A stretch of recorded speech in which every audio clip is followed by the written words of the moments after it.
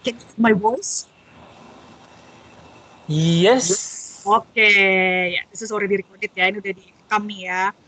Oke, it's been a while since the last time ya, kayaknya berapa tahun yang lalu ya? Um, 2014 kayaknya, Ran. 14 ya, gitu Yes. terakhir. Iya, benar-benar terakhir kita itu ketemu 2014 gitu. Karena we worked in the same language institution ya. Nah, terus sebenarnya juga Sam at that time itu kayaknya hanya mungkin less than a year atau benar-benar a year ya. Less than a half year, actually. That's why less than a half year ya. Tapi kita sempat had a conversation ya before you left that place. Ya ya ya. Oke, jadi kita beberapa kali sempat ngobrol gitu kan. Dan Sam ini juga sebenarnya he loves music, right? I Terus do. ya dan ya I also like saw some of your channels ya. Jadi ada beberapa lagu yang di cover juga dan mungkin ada lagu sendiri kan? Yes, ada Ya, banget. ya benar-benar. Oke. Nah, Sam, kayaknya lo aja deh yang memperkenalkan diri ya. Jadi Oke. ke semuanya, silahkan introduce yourself. Oke, Sam. Oke, jadi thank you, Ran, buat invite gue di ngobrol santainya ini. Gue seneng banget bisa ketemu sama teman lama, dan ternyata teman lama gue nih udah punya konten YouTube sendiri, dan gue rasa itu keren banget dong. Iya, jadi nama gue Sam Hmm. Permadi. Gue Hmm. biasanya dipanggil sama teman-teman tuh Sam. Ya. Seperti udah dijelasin sama Rani tadi, kita sempat rekan kerja di salah satu institusi pendidikan juga ya di Jakarta waktu itu. Betul. Oke, jadi saat ini gue sedang lanjutin kuliah gue S2 Master, kebetulan dapat beasiswa dari pemerintah Taiwan, Ministry of Education-nya Taiwan. Gue dapat um, beasiswa di sini, dan saat ini gue sedang sementara menempuh udah 1 tahun, jadi tinggal 1 tahun lagi. Wah, Dan hebat. juga mungkin nanti tadi juga si Rani udah jelasin, gue juga sebenarnya suka banget sama yang namanya seni. Gue dari kecil udah senang banget main musik, terus gue juga suka yang namanya desain grafis gitu. Jadi sekilas itulah tentang gue. Oke. Iya, jadi itu tentang Sam ya. Jadi dia juga senang musik dan sekarang lagi melanjutkan kuliah. Oke, Sam, pengen nanya, kenapa sih jauh-jauh sampai ke Taiwan? Kenapa tidak di Indonesia saja melanjutkan untuk S2-nya? Iya, uh, waduh, ceritanya kayaknya harus mulai dari awal nih. Oke, mungkin nggak apa-apa panjang, tapi mungkin sedikit ada simplifikasi ya Siap, dari cerita siap, lo. Oke, ya, siap. gimana Sam? Jadi sebenarnya gue tuh dari kecil bukan lemah ya, cuman gue tahu weakness gue itu di angka, yaitu Mm, matematika, fisika, kimia, biologi, itu kelemahan gue. Jadi waktu SMA tuh gue masuk ke kelas bahasa, dan ya. gue sadar ternyata gue suka sama bahasa. Waktu itu sempat belajar selain bahasa Inggris ya, yang required, itu ada bahasa Jepangnya juga, dan gue suka. Dan ternyata gue nikmatin banget bahasa Jepang. Mm-mm. Sorry, gue nikmatin banget bahasa Inggris waktu itu. Jadi gue pengen nanti kerjanya tuh kerja yang bisa manfaatin bahasa Inggris. Itu Mm, satu sisi. Di sisi ya. lain dari kecil gue suka banget musik gitu kan. Suka banget musik, pengen juga nanti bisa bisa berkarir di musik. Jadi singkat cerita, lulus SMA gue coba daftar di ISI Yogyakarta, Institut Seni Mm, Yogyakarta. Iya, tapi ternyata belum lolos. Tapi mm, gue punya plan B. Plan B gue adalah gue mau kuliah dengan menggunakan bahasa Inggris yang gue juga senengin itu. Akhirnya gue dapet tawaran di Politeknik Negeri Manado. Waktu itu gue ikut program PMDK yang tanpa tes. Jadi gue mm. cuma ngirim nilai. Uh, Kebetulan nilainya cukup lah gitu. Akhirnya bisa tembus, bisa lolos tanpa tes. Jadi gue rasa memang kadang-kadang manusia kan nggak ngerti ya rencana Tuhan ya. Tapi Betul. ternyata yang jalan dari Tuhan, yang dikasih jalan itu plan B-nya. Jadi gue kuliah ke Politeknik Negeri Manado, yang which is adalah perhotelan pariwisata. Pikiran gue ke depan, gue bisa mempergunakan bahasa Inggris gue di tourism, di pariwisata, karena gue rasa sejalan ya, Daniel. Oke, jadi setelah lulus kuliah, dan itu kebetulan D3. Ya. Gue lulus kuliah D3, gue kerja di hotel, dan bahasa Inggrisnya kepake banget di situ. Karena gue ketemu juga selain tamu Indonesia, pasti tamu luar juga di hotel-hotel kan banyak tamu luar. Terus akhirnya gue sempat kerja di beberapa hotel. Gue lanjut lagi D4. Nah, setelah D4 itu, gue ngobrol-ngobrol sama keluarga gue. Lu kenapa nggak mau jadi dosen aja gitu?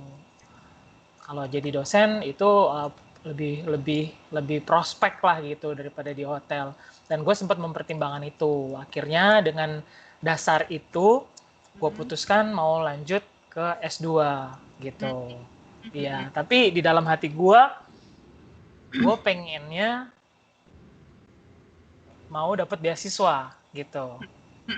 Nah, jadi menurut gue kalau dapetin beasiswa di Indonesia di dalam negeri itu sama aja sih. Jadi gue pengen dapat sedikit tantangan, yaitu gue nyari beasiswa di luar negeri.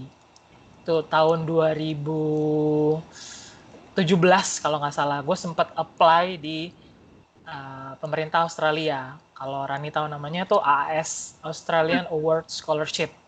Ya. Gue sempat lolos sampai tahap interview, tahap terakhir. Waktu itu ada satu spot kosong di Monash University. Ya. Ada gue sama teman gue.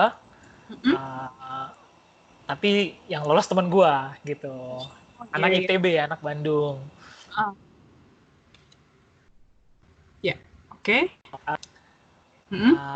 Gue tetap nyari-nyari scholarship lain sampai suatu saat atasan gue tuh kasih tahu, ini di Taiwan ada nih sekolah beasiswa, kalau mau nanti aku kasih infonya. Jadi gue sempet nyoba-nyoba, terus sempet nyari-nyari, ternyata di Taiwan itu ada satu universitas juga yang bagus di dalam tourism.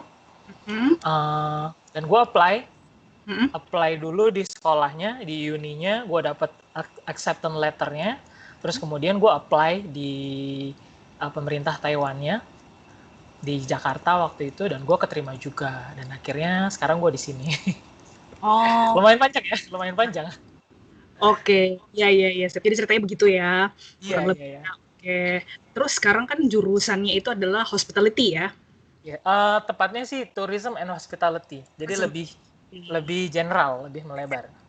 Oke, bisa dijelasin sedikit tentang jurusan lo itu sebenarnya apa sih gitu buat orang-orang yang mungkin atau teman-teman yang mau mengambil jurusan yang sama seperti lo juga, bisa kasih gambaran, background sedikit tentang jurusan lo itu mempelajari apa dan tentang apa? Oke. Kalau tentang tourism ya, jadi sebenarnya sih hospitality itu dia adalah bagian dari tourism. Hospitality itu adalah secara literally artinya keramah tamahan gitu kali ya. Cuman itu biasanya berhubungan related dengan hotel atau resort atau semacam itulah. Dan itu under tourism. Dan kalau kita bicara mengenai tourism itu sebenarnya bidang yang cukup luas, Ran. Betul. Iya, hampir semua bisnis di dunia menurut gue itu terkait dengan tourism gitu loh. Iya, karena tourism itu berkaitan dengan perjalanan turis, traveler. Saat orang berpergian dari satu tempat ke tempat yang lain, dia itu pasti akan menggunakan transportasi. Terus kemudian akan juga berpengaruh kepada hotel juga, terus berpengaruh kepada bidang-bidang lainnya juga, dan itu akan saling berkaitan satu sama lain gitu loh. Jadi menurut gue tourism itu hal yang sangat luas gitu kalau mau dihubungkan. Dan gue inget banget salah satu alasan kenapa gue mau ambil S2 di tourism, karena di Indonesia juga itu pengajar pariwisata dalam bidang pariwisata itu masih kurang. Ini dosen ya, dalam kata lain dosen pariwisata itu masih kurang. Dan untuk mengajar jadi dosen pariwisata, bukan pariwisata aja sih, semua dosen di Indonesia itu minimum requirement-nya adalah harus S2 gitu. Dan as gue bilang tadi bahwa tourism ini sangat related ke semua bidang di dunia.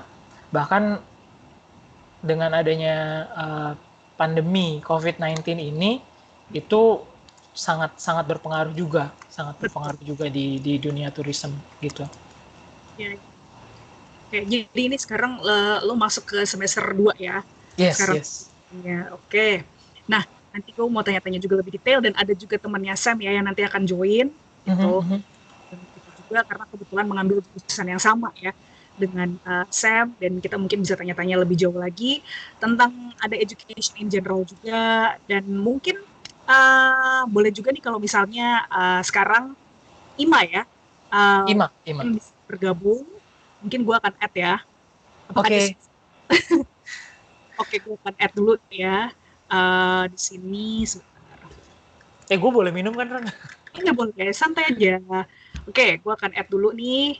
Dan semoga sudah ready untuk bergabung dengan kita, untuk sharing juga bareng-bareng sama lo juga ya, Sam. Tunggu, oke, Yes, kita akan add ya.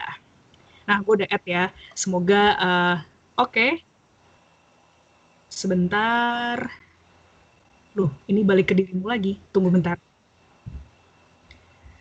Oke, sepertinya dia belum menjawab. Apakah dia sudah bergabung? Oh, ini udah dua sih. Udah ada nama di sini. Udah. Kayaknya Ya, udah. kayaknya udah bergabung ya. Apakah sudah? Mungkin videonya belum on kali ya. Hello. Mungkin. Yeah. Oh, wow, yeah, he's I here. can hear you perfectly. Yeah. Ima, can you turn on your video? Yeah. Okay, he's going to join very soon, yeah. So, hear our voice. Is it working? Is it working? Well, this is only Sam's video, yeah. I still cannot see your face. Oh, yeah. It's coming. Yes. All right. Okay. Yeah. Hello. Now, right. Okay. So, Ima, right? Yeah. Sam told me that your nickname is Ima, yeah. Okay. Sure. Yeah. How are you today, Ima? I'm very good. And how about you? Yes. I'm very good too. Thank you very much. Yeah, it's rather unfortunate. I don't have a good background here. I'm in my room, but I think we can manage it, right? All right. Okay. So, by the way, both of you having the same major, right? Tourism and hospitality. Sure. Yeah, I just had a conversation a little bit with Sam about his background. Fantastic. Yeah, we worked in the same place a few years ago, so we did conversation for a while, and then I would like to ask both of you, of course, about tourism and hospitality. Now, who would like to explain? It's up to you. Maybe Imaya. What do you think about tourism and hospitality? Why do you really want to choose this background or major? It has always been my passion. Though as a first degree scholar, I did my program in social science, but I also have an MBA in the organizational behavior and human resource management. But I should be frank with you, I'm somebody who likes to travel a lot, and I want to always see new people. So I'm someone who's really passionate when it comes to traveling, seeing new people, and also trying to understand why people travel. So the motivation has always been the desire to travel, and also the desire to see more people and new places. I love traveling a lot. Yeah. Okay. So you've been traveling a lot so far? Not really, because when I was back in my country, I was a banker, so I was always in the office. But I realized that was not really something that I like doing. I was really bored, always staying in the office. I need a change of environment, something that will make me happy. Life is sometimes about passionate. What makes you happy? Sometimes you need to do something which makes you who you are. And I think I really found that tourism is the best way that I can go. Yeah. All right. Okay. So for both of you, yeah, what will be probably the most difficult or the most challenging thing about tourism nowadays? So of course we know about the pandemic situation, right? So what will be the hardest thing in tourism industry at the moment? Let me say that currently COVID is really having a great impact as far as tourism is concerned. Yeah. And as we know now, people are being laid off. A lot of jobs have been lost. and because of social distancing, industries such as restaurants are really, having a very difficult time. They are not able to meet their bottom line because you need to ensure that people live, social distancing, people don't really get close, and it's really affecting the number of people, the capacity that they need to have at a time. So, and one thing that which is also really affecting tourism currently also has to do with um, opportunities for people who are really graduating, because if people are really losing their job, then you're going to have a very challenge finding a new job. As I'm talking to you, we are on summer break, and ideally we would love to even find a job to do. But here's the case that if people who are really in the industry are really suffering, then how are you going to get a job? So COVID has really had a very serious impact on tourism. And even when you look at the airline industry, some airline industries, I think, are going bankrupt because they are not operating, and you need to pay staff. So I think COVID is really having a very serious ramification on our industry. And it also called for other institutions to also probably introduce other courses, because now people are highlighting more on issues of hygiene, and they need to also introduce technology. So I think academically, other universities also have to introduce other courses so that people will have the skills when they finish school, they can become employable. So it's having a very serious ramification, as it were, on industry and at the same time on academic. Yeah. Okay, so move a little bit to academic questions, yeah? So this is for both of you. Do you feel that the current way we are educating children fully prepares them for the needs of the 21st century? What do you think? Because you also talked about education before. So do you feel that the current way, we are educating the children fully prepares them for the needs of the 21st century? What do you think about education nowadays? Is it getting much better? Sam or which one? Okay. Okay. Or Sam, okay, I think Sam want to talk. Okay. Can you repeat the question again? Sorry.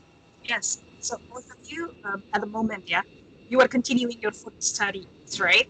And then you both are taking tourism and hospitality. I would like to ask a little bit about education. Do you feel that the current way we are educating children fully prepares them for the needs of the 21st century? What do you think about education progression at the moment? Is it getting better? Yeah. About education, I think. Well, actually, I'm gonna be pointing out the idea of our new ministry. Yeah. Yeah, Mr. Nadiem Makarim. I think, because he was previously he was a businessman, so I think he has tons of a crazy idea to be applied in our education, especially in Indonesia for our children's. I am in line with him with all of his strategy, that the measure of student is not always about the test, it's not always about the how the teacher gave mark and score to the children, but it's always about the relationship between the teacher and the student itself. Because I think a connection, a soft skill between the environment, the teacher, and the student, that is the one of the fundamental things that our young generation needs to have, other than just the theoretical stuff, the books and the marks and the other things about books. So I think what he did in our education, what he tried to change in our educational system in Indonesia, it's really powerful, it's really strong, and I'm really expecting that our younger generation, it's getting stronger in their future endeavor. Okay. Yeah. Thank you, Sam, for your opinion. Okay, Imad, would you like to add something? Yeah, let me add something. One thing that is really helping to prepare the current children or the youth for The future has to do with, as Sam was saying, how we do our assessment, educational assessment. Yeah. Currently, I'm working on one research paper on how teachers do assessment methods. Yeah. And scholars will tell you we have what we call the summative and the formative assessment methods. Ideally, most schools normally use what we call the summative assessment system or method, as Sam was saying, where people are being assessed based on examination, how you scored. And when you score higher mark, the assumption is that you are somebody who is so good. Yeah. But somebody can just memorize the whole thing and just, point back, which doesn't necessarily mean that the person is really, good. So, but the research that I did has pointed to the fact that now schools are also trying to use what we call the formative assessment system, where they try to look at feedback. Yeah. Teachers are employing group discussion, presentation, unit testing. All these are done to ensure that whether the students is really understanding what he is teaching, because emphasis is really placed on the practicality, not the theoretical aspect. You just want to ensure that you have really absorbed what he is teaching you. So I think the fact that now teachers or some schools are trying to see the essence, how important to use the formative way of doing assessment, I think is really going to prepare the youth and the children for the future. Yeah. Right. Thank you. That's very good. Okay. Great. Thank you. So let's see. Because of this situation in the pandemic, especially. So how do you guys learning at the moment? Are you learning like online learning, or you have to maybe come to the college or university for maybe once in a week, or how do you learn at the moment? Yeah. Okay. This semester, we took I and Ima took seven courses, and Yeah. 6 out of the 7 courses we did it online. Yeah. And then first thing I want to say, we are a bit. It's not a bit like. Yeah, we're disappointed actually, because our school invited a very good scholar internationally. One of them are from UK, from the US, and from Malaysia. And then we were really expecting to have them like in the class, like having one-on-one and talking in person. But this time we have to do it by online. We use Zoom, we use Google Meets, and sometimes we use what's the other one? WeChat. Yeah, WeChat. Actually, we use WeChat, and that's really terrible, Yeah, because one of our professor is residing in China, and then the only platform that you can use is WeChat, and we're having a very hard time to do the lecture. And it's really unfortunate for us, I think, using this online teaching.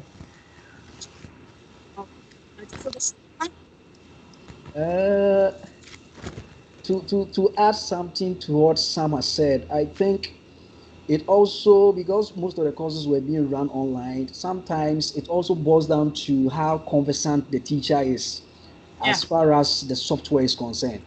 Because most of these softwares like Zoom has other things that helps to make the whole lecture quite interesting.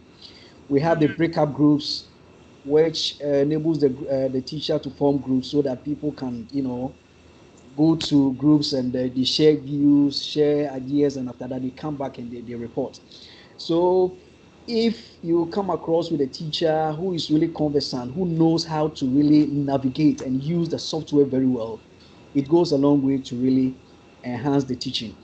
And I think basically that is the only option that we could have used, because of the COVID. There's no way these teachers will be able to come to our school and teach us, because we are talking about life here. You cannot joke with your life because you want to just teach. So the only way to go was to use the online video. And I think so far at least we were able to do something very good out of that. Yeah. Okay. All right. So the next question: what do you feel the most exciting or effective learning environment would be? Let me try and say that one thing that I've seen so far when I came to this school is that Mm-hmm. the teachers here are very receptive, very accommodating, Yeah. Great. very friendly.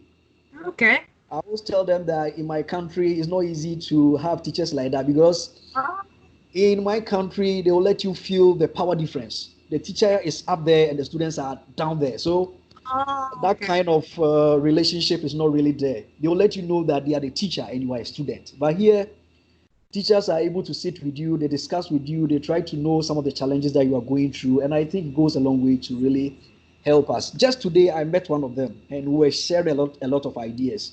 So I think the relationship that exists between the student and the teacher is very, very important. And I think this is something which is quite unique in my school. The teachers are very helpful, they are Mm, very accommodating. okay. Right. So, how do we help the students to actually find out their passions in a perspective of, a teacher or a lecturer? So, how do they probably give the best guidance, do you think? I think it has to do with the teacher, especially when you are doing your thesis, when you are doing your project. Yeah. Sometimes your supervisor will guide you a lot. Mm, So when you are lucky and you come across a supervisor who is very accommodating, who will serve as a mentor, mm, then it goes a long way to help you to know what you want to do in future. So it has to do with, there are a lot of differences here. It depends on the personality of the person, the teacher who is going to supervise you. If the person is somebody who really wants to know you more, wants to mm, know your challenges, want to know your strengths and weaknesses, I mm. think it will go a long way to let the person know who you are and looking to achieve your dreams and aspiration in life. Yeah. All right. Thank you very much. Great. Okay. So, two more last questions. Yeah. So, Ima and also Sam, I would like both of you, if you probably had a chance to actually change, the education system in your own countries. So, what would you like to change about the, the thing in the, the education system in your countries? Uh, some will go. I should go. Sam, would you like? Okay, would you like to say first? Your question. Okay, Sam, your voice is a little bit far away. Oh, sorry. Yes, Ran. Can you repeat your question again because Okay, it's a little bit all right. lagging here. Okay, Sam, Sam, your volume is very low. yeah, the volume. Hello, Yeah, the volume. hello. Okay, We can't hear you well. yes, please. Volume. So, Can you hear me now? yeah, a little bit better. Still very low. That's try again. Hello, hello. Yeah, I think it's better, but Yeah, that is better. Okay. okay. Yeah. Okay, Sam. Uh, can you hear me now? Yes, Yeah. yes. So Sam and also Imaya, both of you are coming from different countries. I would like you to maybe ask, like, not ask, I mean, answer the question. Yeah. What would you like to change about your, I mean, own education system in your own countries? So what would you like to change? Yeah. Yes. Before I uh probably before I think to change something, I would like um to share Hmm. because the experience of living abroad, living Yeah. outside, and Yeah. then the social experience, the cultural experience, that is one of the um, expensive thing that you can share to your probably your students. Yeah. Yeah. Yeah, I think Ima is the one that also remind me about this because we are studying abroad, we are studying in another country. Yeah. Then you have to at least share about your experience when you're going back to your country and teach the students. But if I have the chance to change Mhm. something in our education system in Indonesia, I would mention about this is important. Ima also said that the relationship between the teacher and the student, the Yeah. instructor within the student, because um, I know probably the right term is power distance. Mhm. It's like you're no one in front of the in front of the teacher, in front of the professor. You have to call them professor. You have to like give them the full you know, something that make them really feels really proud and like that. Yeah, if I may share a little bit experience about our teacher, one of our instruction from Your Australia, voice? yeah, Mhm. um, Yeah. no, not one, Uh-huh. probably two or three. Yeah. Before the courses started, they always ask us to call them by their name. Not, Ah. please don't call us professor, please don't call us this and that, just call name. But because personally I'm Asian, so it's been Mm. in my blood that I have to at least respect them by calling them. I So know. what the Indonesian education system made me Yeah. like, I'm becoming like this. Like when they meet professor, you have to call them professor, even though Yeah. Yeah. they insist you. So yeah, I want, if I can change something, I want to let the school environment, the university environment know that that is not important. What is important is strengthening the bonding, the relationship between the teacher and the students. Yeah. And by having that element, Mhm. you can have a better studying system, I think, Mhm. from my Mhm. side. Yeah. Yeah. Okay. Thank you, Sam. Okay. How about Ima? First, I will start from where Sam left. The power relation, the power distance, as he talked about, and it's something that I've really witnessed since I came here. Here, one thing which is really striking is even the teacher sometimes will ask you. You know, I'm a family man, have two kids and a wife. Mm. Sometimes they even ask me, "How is your wife doing? How are your children doing?" and that kind of thing. You hardly find such things when you are in Ghana. The Uh, teacher there doesn't care about who is your wife. He oh, doesn't care about them. okay. So it's so interesting, and it goes a long way to bond the relationship between you and the teacher, because it puts you in a position that it makes you feel like they are really concerned about you. So I think one thing, as Sam said, when I go back to my country, I think it's something that I need to look at. You need to be able to build that rapport between you and the students. Yeah. There should be that bond so that people can feel free and talk to you anytime they are in any challenges. Mhm. The second aspect too has to do with the practicality of the course content. You see, when you are in most countries, teachers normally just teach, and they are Mm. more interested in the theoretical aspect instead of exposing students to the practicality of the whole thing. Yeah. Because the essence of we going to school is to probably impact society, do something phenomenal for our society and our community. So if you are teaching something and you are so theoretical, the person just chew the thing, and then after 2 days he just forgets. Mm. So when the course content is so practical, it goes a long way and it sticks into the person's mind, and the person can apply it in every place that he find him or herself. So that is one thing I think I'll look at when I'm in my country.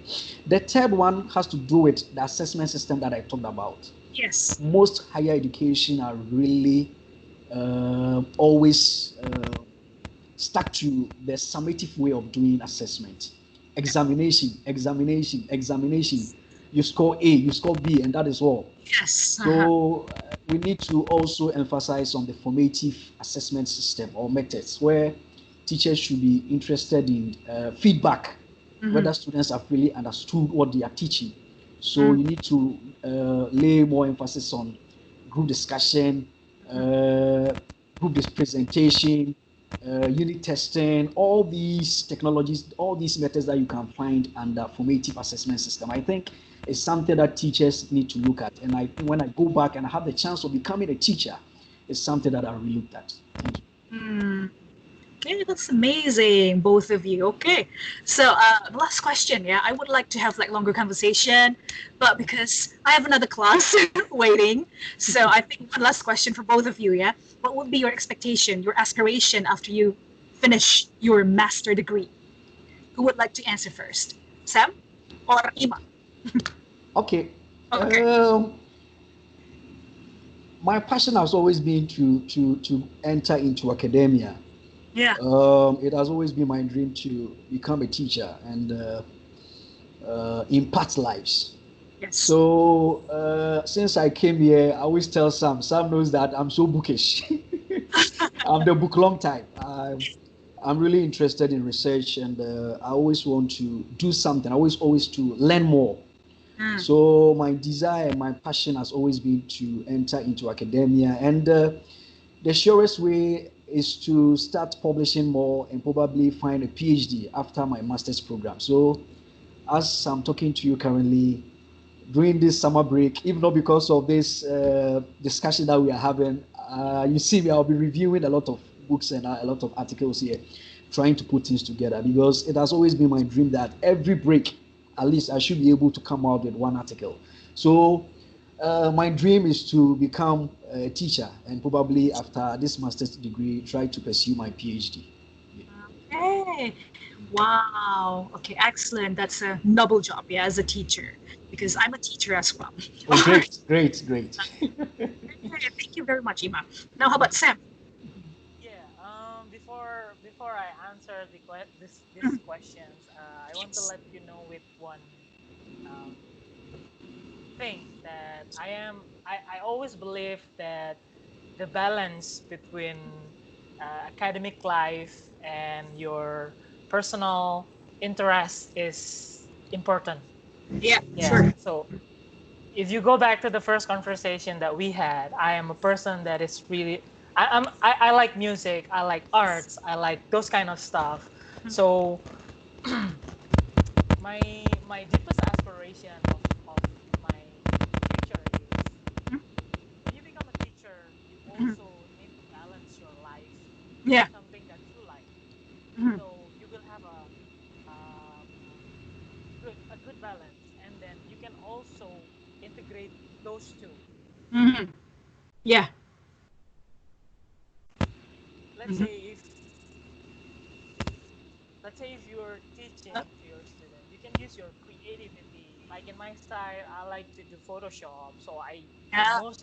I used to integrate my some of my designs, some of my ideas, some of my creativity into my presentation. Ima knows a lot about my Yeah, presentation in the yeah, class. yeah, I yeah, used a yeah. lot of pictures, a lot of effects, and a lot of fun Yeah. things, and that helps you that helps you to satisfy yourself, and Mhm. that helps your students to get something new, to absorb, Yeah. uh, to learn in a new way, Mhm. in something that is not really boring. So for me, I want to do these two things in my life, like hand in hand, like they Mhm. all go together. So um, it will make you healthy. Yeah, to Yes. have this kind of thing going on together. Yes. So yeah, that's from my side, Rani. Okay. All right. So, Sam and Maya. Wow, it's almost actually an hour. Yeah, we've been talking a lot of things, and then, well, it's been so much fun. Thank you very much. Yeah. So I know Thank you. both of your perspectives, and then, yeah, you were, really amazing. Yeah, with your aspiration and your perspective as well about teaching, about education. All right. So Ima and Sam, I think, yeah, we should. Um, you are always welcome, and I'm someone I always tell Sam that I'm someone who is really interested in sharing ideas, discussion. Mhm. So anytime any issue comes on board and you want our views on it, you are welcome. I'm ever ready to talk. I'm Thank you. always ready. I like talking a lot. Yeah, sometimes I want to share. Sure. So my doors is always open anytime. Yeah, okay. So hopefully next time we can chat and share again because I just made my YouTube channel, so it's Okay. for sharing, yeah, with the street children community as well. The name Any is any any issues that you are interested, you just let us know and we'll prepare. We'll come on board. Yeah, always ready. Yes. So thank you very much. Have a Yeah. great week. Okay. Thank you very much. Thank you, Rani. So much. Okay, I'm going. Okay. Thank Bye bye. you.